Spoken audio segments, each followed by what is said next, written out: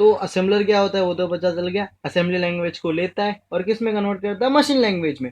अब आ गया forward reference problem. भाई सबको यही सवाल है, भाई है क्या चीज़ फॉरवर्ड रेफरेंस प्रॉब्लम? कुछ नहीं है भाई, जब असेंबलर क्या करता है, ट्रांसलेटर है, ऐड को ट्रांसलेट करेगा, उसको बाइनरी फॉर्म में 1 1 0 0 1 1 0, R1 के अंदर जो वैल्यू होगी उसको ट्रांसलेट, समझो R1 के अंदर 9 वैल्यू तो 1 0 0 1। अब एक्स आएगा, बोलेगा एक्स क्या है, एक्स की वैल्यू क्या है, कुछ पता नहीं, है तो कांस्टेंट है, तो क्या है, तो यहाँ अटक जाता है और एरर ठोकता है कि भाई it is not defined, the variable is not defined. ये होती है forward reference problem. A variable is found before it is defined और डिक्लेयर, वो चीज आगे डिफाइन है, डिक्लेयर है, लेकिन अभी तो एरर ठोक दिया ना। तो इसका सॉल्यूशन क्या है, तो इसके दो सॉल्यूशन है, single pass approach, multi pass approach. तो इसके अब सॉल्यूशन पे जाते हैं। ये आया, आगे बढ़ा आगे बढ़ा आगे बढ़ा, यहाँ उसको एरर मिल गया के x1।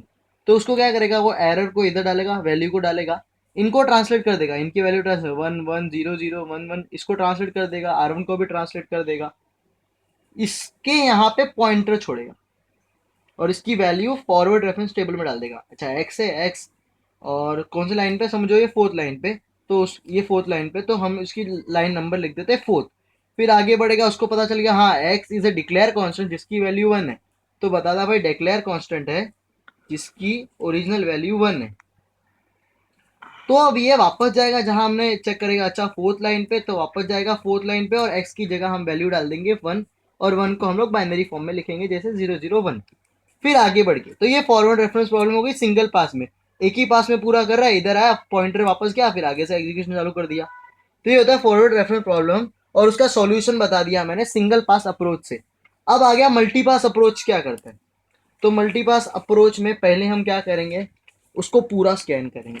अच्छा R1 X1 है, एक्स है, एक्स लिख दिया, फिर आगे एम है तो मैंने एम लिख दी, और जितने भी मुझे वेरिएबल मिलेंगे ना मैं अपने टेबल में डाल दूंगा, सिंपल टेबल या लिटरल टेबल में। फर्स्ट पास में मैं पूरा स्कैन करूंगा, जहां जहां वेरिएबल मिले, एक्स मिला एक्स डाला, एम मिला एम डाला, आगे बढ़ा, अच्छा एक्स का डिक्लेयर कॉन्स्टेंट 1 था लिख दिया, एम का डिक्लेयर कॉन्स्टेंट 5 था लिख दिया, तो सबको टेबल में डाला। फिर मैं सेकंड पास में उसको वापस ट्रांसलेट करने के लिए एग्जीक्यूट करूंगा, ऐड, तो ऐड को लिख दिया मैंने 0 0 0 1 1, R1 R1 की वैल्यू मेरे पास रहेगी 1 1 0, एक्स की वैल्यू 1 है, मुझे पता चल गया क्योंकि मैंने टेबल में चेक कर दी। सब्ट्रैक्ट की वैल्यू कुछ अपने को ये मिलेगी, R2 में समझो 9 है तो 0 0 1, और इसमें समझो 2 है तो 0 0 1 0। तो ये कैसे वर्क करेगा, पहले पास वन में जाएंगे, सारे जितने भी सिंबल है और लिटरल है उसको उठाएगा, टेबल में स्टोर कर देगा, ट्रांसलेट कुछ नहीं करेगा, नो कन्वर्जन, सिर्फ टेबल में स्टोर करेगा। जब पास टू होगा along with the table, along with the table हम उसको वापस है ना ये करेंगे भाई, कंपाइल करेंगे जिसको कह सकते हैं। और उसके बाद एक एक चीज समझो, मेरे को ऐड है, ऐड की वैल्यू तो मेरे को पता दीजिए R1, अब मुझे एक्स की वैल्यू तो यहाँ पे टेबल में देखूंगा एक्स की वैल्यू क्या है 1, तो मैं एक्स को ट्रांसलेट करूंगा। तो कन्वर्जन पास टू के बाद होगा या पास टू के अंदर कन्वर्जन होगा, क्योंकि ये ट्रांसलेट है, ये कुछ नहीं करता, या एग्जीक्यूट कुछ नहीं करता, ये कन्वर्ट करता है। तो ऐड को हम लोगों ने कन्वर्ट कर दिया इसमें, R1 को, और एक्स की वैल्यू हम लोग को 1 मिली थी, तो सेकंड पास में ये कन्वर्ट करता है, फर्स्ट पास में सिर्फ सारे वेरिएबल लेता है और सिंबल टेबल और लिटरल टेबल में डालता है। तो फॉरवर्ड रेफरेंस प्रॉब्लम क्या है, variable is found before it is defined और डिक्लेयर। उसके सॉल्यूशन दो है, सिंगल पास अप्रोच और multi pass approach. Single pass approach में हम लोग जाते, मिला, फॉरवर्ड रेफरेंस टेबल में डाले, आगे बढ़े, जहां मिली, अच्छा हाँ उसकी वैल्यू मिल गई, तो वापस ऊपर जाते, क्योंकि जहां आपने पॉइंटर छोड़ा है उस चीज को एग्जीक्यूट, उसको ट्रांसलेट कर देते उस नंबर को, और आगे बढ़ते। इसमें टू पास है, पहले पास में सारे सिंबल ले लेते, सेकंड पास में along with the symbol table उसको एग्जीक्यूट करते, और जहां चाहिए अच्छा एक्स की वैल्यू सिंबल टेबल में डाल दे, डिक्लेयर कॉन्स्टेंट 1 है, डिक्लेयर कॉन्स्टेंट 1 में डाल दिया। तो इससे हमारा फॉरवर्ड रेफरेंस प्रॉब्लम क्या होता है वो पता चल गया।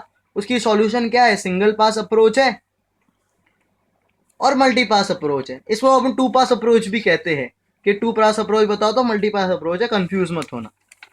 तो मेरा असेंबलर का फॉरवर्ड रेफरेंस प्रॉब्लम का कॉन्सेप्ट तो क्लियर हो गया। हम अब आगे बढ़ते हैं कंपाइलर।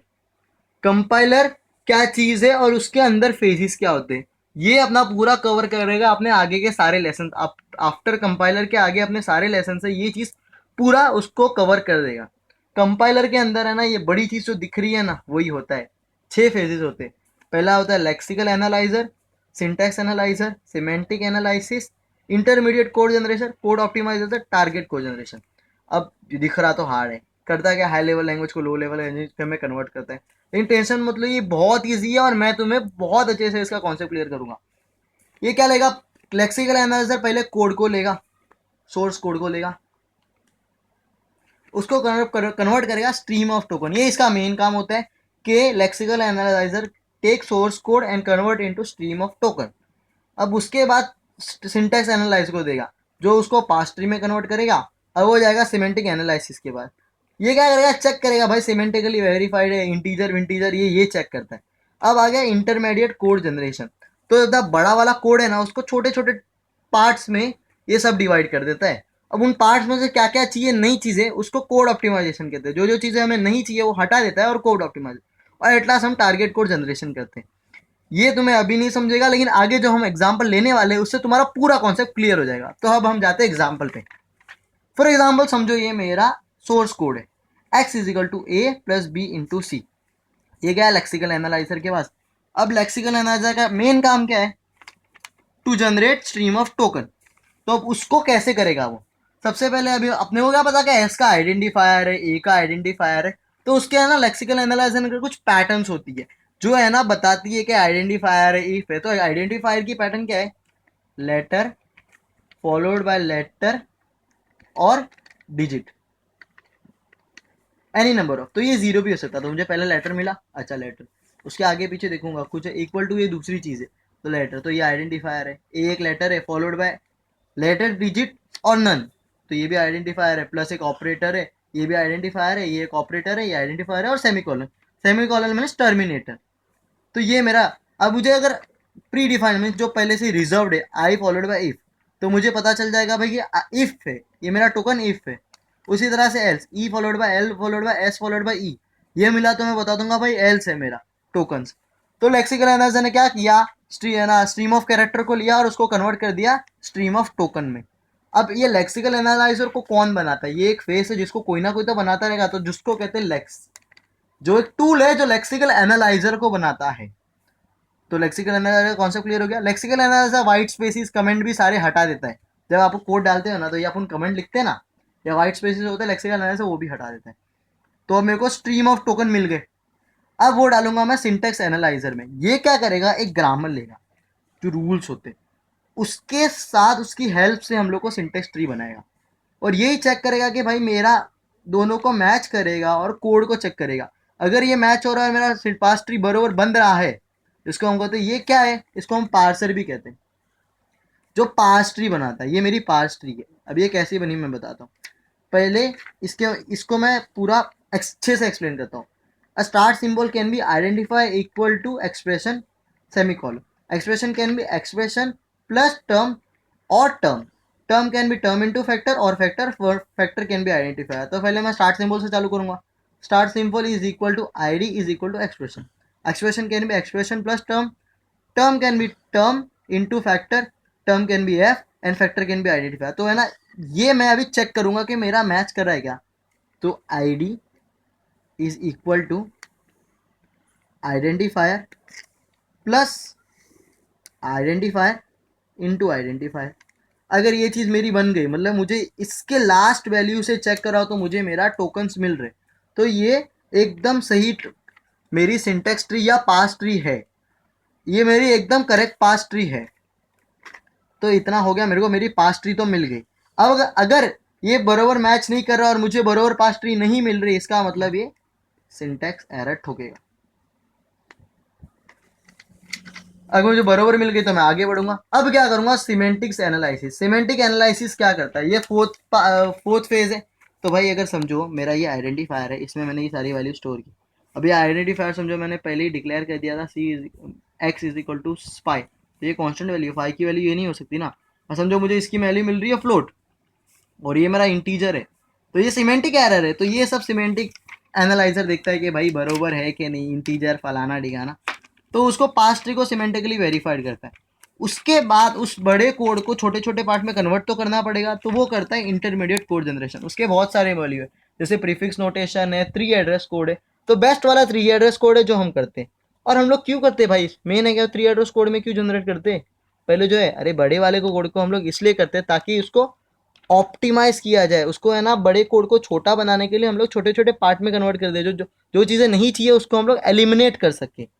तो three address code, three address code क्यों कहते हैं? क्योंकि उसमें थ्री एड्रेस होते हैं, एक दो तीन, एटमोस्ट तीन होते हैं और एटलीस्ट दो या एक भी हो सकता है, लेकिन एक तो होना ही चाहिए और एटमोस्ट थ्री होना चाहिए, चार नहीं होना चाहिए, इसलिए हम लोग थ्री एड्रेस कोड करते हैं। तो मैंने उसको इंटरमीडिएट कोड जनरेशन, अब मैं कोड ऑप्टिमाइजेशन करूंगा, जो मेरा फिफ्थ स्टेज है।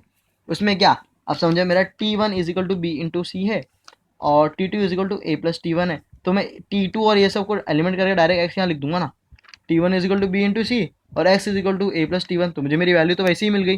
तो ये वाला पार्ट मुझे हटा दिया मैंने। तो ये हो गया कोड ऑप्टिमाइजेशन। लास्ट में मैं टारगेट कोड जनरेट कर दूंगा जो असेंबली लैंग्वेज में बना रहा हूँ। For example multiply R1 R2, और मेरा A B C, A R0 है, B R1 है, C R3 है। मैं आपको लिख देता हूँ, exploding A plus B into C. तो सबसे पहला मल्टीप्लिकेशन का काम करूंगा क्योंकि उसकी प्रायोरिटी ज़्यादा होती है। तो multiply R1 into R2, B into C, उसकी वैल्यू स्टोर होगी R2 में। अब मेरी R2 में वैल्यू क्या स्टोर है, B इंटू सी। अब मुझे ऐड करना है उसको A से, A प्लस, और A स्टोर हुआ R0 में, तो R0 प्लस R2 और वैल्यू स्टोर हो गई R2 में। तो अब मेरा ये पूरा टास्क तो हो चुका है। अब मुझे उसको मूव करना है एक्स में, तो मूव R2 इंटू एक्स, तो मैं एक्स में मेरा पूरा वैल्यू चला गया। तो ये पूरा हो गया कंपाइलर का 6 फेजेस। क्या, अब आपको मैं अच्छे से बताता हूँ, अब पूरा समझेगा आपको क्या होगा। लेक्सिकल एनालाइजर टोकन में कन्वर्ट किया, टोकन को, है ना, पार्स ट्री में बनाया सिंटेक्स एनालाइजर, जिसको अपन पार्सर भी कहते हैं। अब पार्सर सिमेंटिक एनालाइज क्या, इंटीजर विंटीजर फ्लोट बिट बरोबर है क्या, तो ये करते हैं। उसके बाद इंटरमीडिएट कोड जनरेशन, बड़े कोड को छोटे छोटे टुकड़ों में कन्वर्ट कर देता है। उसके बाद कोड ऑप्टिमाइजेशन, जो चीज़ें नहीं चाहिए उसको एलिमिनेट कर देते और टारगेट कोड जनरेट कर देते। हाँ, ये सिंबल टेबल और एरर हैंडलर साथ में रहते हैं। समझो कोई कोई सिंबल्स आगे डिफाइंड है या दूसरे फाइल में डिफाइंड है, तो वो सिंबल टेबल चेक करता है, और कहीं एरर है तो ये एरर हैंडलर करता है। तो ये कंपाइलर के छः फेज है। कोई लेक्सिकल एनालाइजर पूछे तो क्या करता है, सोर्स कोड को, स्ट्रीम ऑफ कैरेक्टर को स्ट्रीम ऑफ टोकन में कन्वर्ट करता है। सिंटेक्स एनालाइजर क्या बनाता है, पास ट्री बनाता है। सिमेंटिक एनालाइजर क्या, पास ट्री को वेरीफाई करता है। इंटरमीडिएट को करता है, बड़े कोड को छोटे छोटे कोड में कन्वर्ट करता है। कोड ऑप्टिमाइजेशन क्या करता है, जो चीजें नहीं चाहिए उसको ऑप्टिमाइज कर देता है, एलिमिनेट कर देता है। टारगेट कोड अपना टारगेट कोड बनाता है। तो आगे के अपने सारे लेसन का बेसिक कॉन्सेप्ट तो क्लियर हो गया। Thank you so much.